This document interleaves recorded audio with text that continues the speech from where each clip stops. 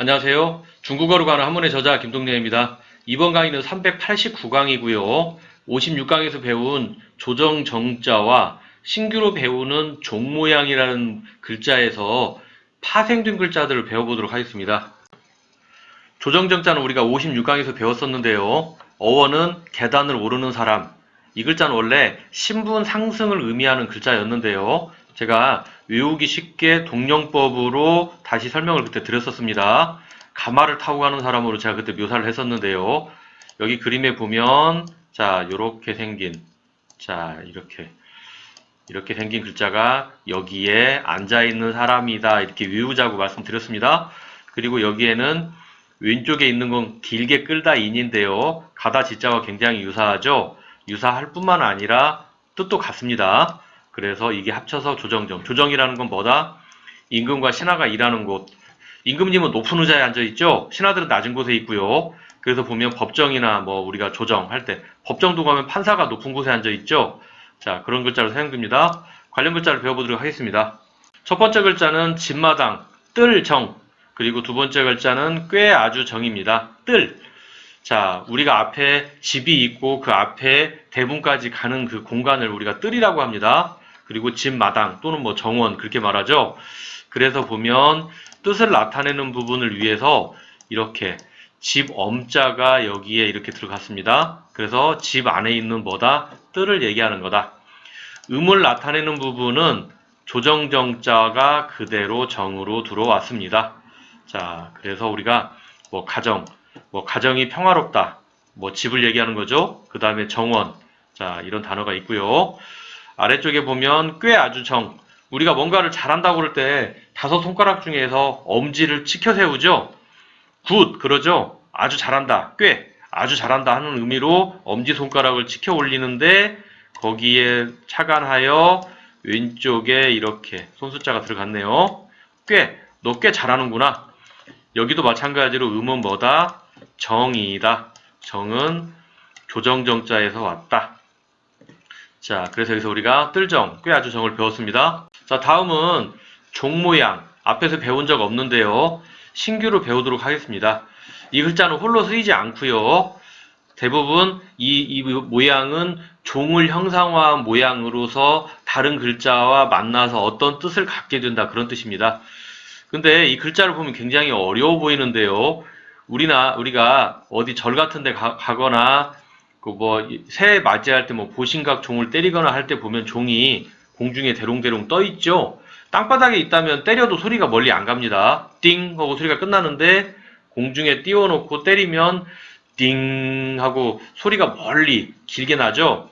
자, 그것을 생각을 해본다면 여기에 이렇게 공중에 이렇게 매달아 놓은 통나무가 이거다라고 생각하시면 되겠고요. 그 다음에 종은 무엇다? 이렇게 생긴 것을 종으로 보고 있는 겁니다. 그래서 이 글자에 보면 이게 종이구나. 그리고 보라색은 통나무구나. 그 다음에 이거와 이것을 서로 연결을 해야 되겠죠. 그래서 이렇게 생긴 부분은 여기를 종과 나무를 연결한 것이겠구나 라고 생각하시면 되고요. 나머지는 원래 이 건물을 지었을 때는 이런 형태를 띄었을 겁니다. 이렇게 종을 비가 맞도록 밖에 놓지는 않죠. 그래서 이렇게 생겼다고 보면 공중에 대롱대롱 매달기 위해서 건물 지붕과 연결이 됐겠구나라고 생각하시면 되겠습니다. 그래서 대답하다 되나 어법자와 관련 글자를 형성하게 됩니다. 자, 관련 글자를 배워보도록 하겠습니다. 자, 첫 번째 글자는 대하다 대, 그리고 두 번째 글자는 직업업입니다. 대한다. 대한다는 거는 마주본다는 뜻입니다. 얼굴을 돌리지 않고 정면으로 봐준다 그런 뜻입니다. 자, 그래서 우리가 뜻을 보면 알 수 있는데요.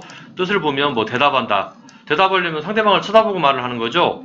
그 다음에 상대방 할 때도 이 대자입니다. 그러니까 대한다는 건 뭐하는 뜻이다? 마주본다는 뜻이다. 자, 그래서 이 글자를 보면 왼쪽에 종 모양 들어가고 오른쪽에 마디촌. 마디촌은 손을 얘기하는 거죠. 그래서 종을 바라보고 종에 손을 댄다. 그래서 대한다는 의미가 된 겁니다. 간체는 오른손 또 모양을 이렇게 넣습니다. 오른손 또는 특별한 의미가 있는 건 아니고요. 중국 사람들이 간체를 만들 때 가장 간단한 형태로 오른손 또를 차용해서 사용을 합니다. 그러니까 종 모양을 이렇게 오른손 또로 만드니까 굉장히 간단하죠. 자, 생활 속에서 볼 수 있는 단어는 대답 또는 상대방 이런 단어가 있고요.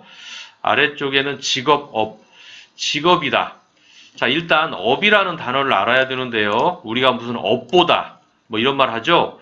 업이라는 것은 부여된 과업 또는 해야 하는 일 또는 한 일. 그래서 보통은 원래 직업의 의미가 어원은 아닌데 직업과 관련된 뜻으로 주로 사용을 합니다. 그래서 뭐 우리가 지금 어떤 나쁜 일이 생겼는데 이런 얘기하죠. 네가 과거에 지은 업보 때문이다. 뭐 업보를 지금 치르는 거다 이런 말 하죠. 그래서 여기 보면 한 일, 과거의 한 일. 그러니까 지금 네가 해야 되는 일, 부여된 과업. 자, 업의 의미 아시겠죠? 그래서 여기에 보면 종 모양 아래에 어떤 글자가 포함이 되어 있냐면 이렇게 나무 목자가 들어 있습니다. 글자가 굉장히 어려운 것 같지만 잘 뜯어보면 종 모양과 나무목이 그냥 이렇게 위아래로 형성이 되었구나라고 보시면 되겠습니다. 그래서 나무목은 악기를 걸어놓은 나무다. 이런 거에서 우리가 어떤 의미를 갖게 되었다? 직업의 의미를 갖게 되었다. 자, 이 글자에는 간체가 있는데 간체는 보시면 윗부분만 톡 띄어다가 놓은 걸 알 수 있죠? 그래서 뭐 직업 또는 뭐 졸업. 졸업이라는 거는 학교 다니고 있던 것을 마쳤다는 의미가 되는 거죠. 자, 그래서 여기서 우리가 대하다 대, 직업업을 배웠습니다. 자, 다음 글자는 모으다 총. 자, 모은다. 여기도 방금 전에 배웠던 직업업자와 굉장히 유사하게 이 아래쪽에 보면 가지다 취자가 들어있고 위쪽에는 뭐가 있다? 종 모양이 있는 겁니다. 가지다 취자는 우리가 예전에 66강에서 배웠습니다. 좀 무서운 글자인데 전쟁 나가서 적군을 얼마나 죽였는지 확인받기 위해서 적군의 귀를 가지고 오라고 한 거에서 유래됐다고 말씀드렸습니다. 그래서 왼쪽에 귀자, 오른쪽에 오른손 또 그림에 보면 오른손에 귀를 들고 있죠? 그래서 가져왔다. 그런 의미고요. 가져왔으니까 한 곳에 모였겠죠? 그래서 이 가지다 취에서 어떤 의미가 왔다? 모으다라는 의미가 왔습니다. 그리고 이 취가 세월이 지나면서 총이 되었다. 그리고 윗부분은 뭐다? 종 모양이다. 자, 간체는 사람 인자 모양 두 개를 가져다가 쓰고 아래쪽에는 이렇게 하나 일자를 썼네요. 자, 그리고 여기에 써있는 이의 해결은 제가 미처 삭제를 하지 못했네요. 여기에 해당되는 글자가 아닙니다. 그래서 여기는 이렇게 없는 것으로, 자, 여러분들이 이렇게 없는 것으로 이해를 해주시면 되겠습니다. 그래서 여기서 우리가 모으다 총을 배웠습니다. 자, 그래서 우리가 389강에서 조정정, 종 모양의 기본을 두고 파생분 글자를 배웠습니다. 이번 강의는 여기서 마치도록 하겠습니다. 다음 강의 뵙도록 하겠습니다. 감사합니다.